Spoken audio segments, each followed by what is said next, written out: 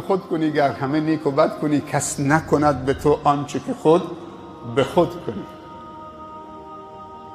امشب شب 23 یکی از شب‌هایی است که امید هست شب قدر باشه.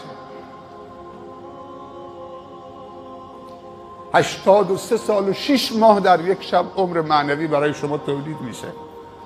اگر تو امشب یا شب‌های آینده نصیبتون بشه عمر معنویتون 83 سال، یعنی کسی 5 تا رمضان 5 تا شب قدر نصیبش بشه 415 سال عمر معنوی میکنه.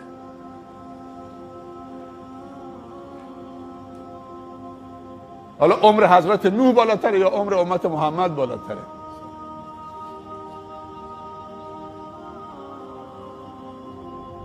ده تا شب قدر نصیبش بشه حساب بکنید 800 سال 900 سال تو 10 تا شب قدر اگر نصیبت بشه. لیلة القدر خیر من الف شهر، سلام هی حتی مطلع الفجر. درهای 7 آسمان شکافته میشه، موجودات نورانی از آسمان نورباران میشن به طرف زمین، زمین رو نورباران میکنن.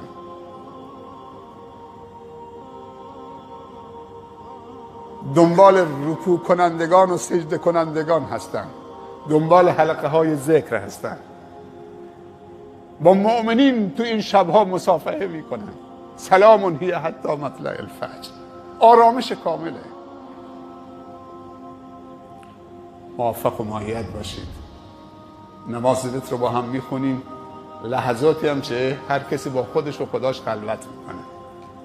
5 دقیقه، 10 دقیقه، 2 دقیقه با زبان مادری خودت بعد از دعای وتر، بعد از نماز وتر دعا بکن. التماس دعای خیر داریم. موفق و مایت و سربلند باشید. به نماز نیست.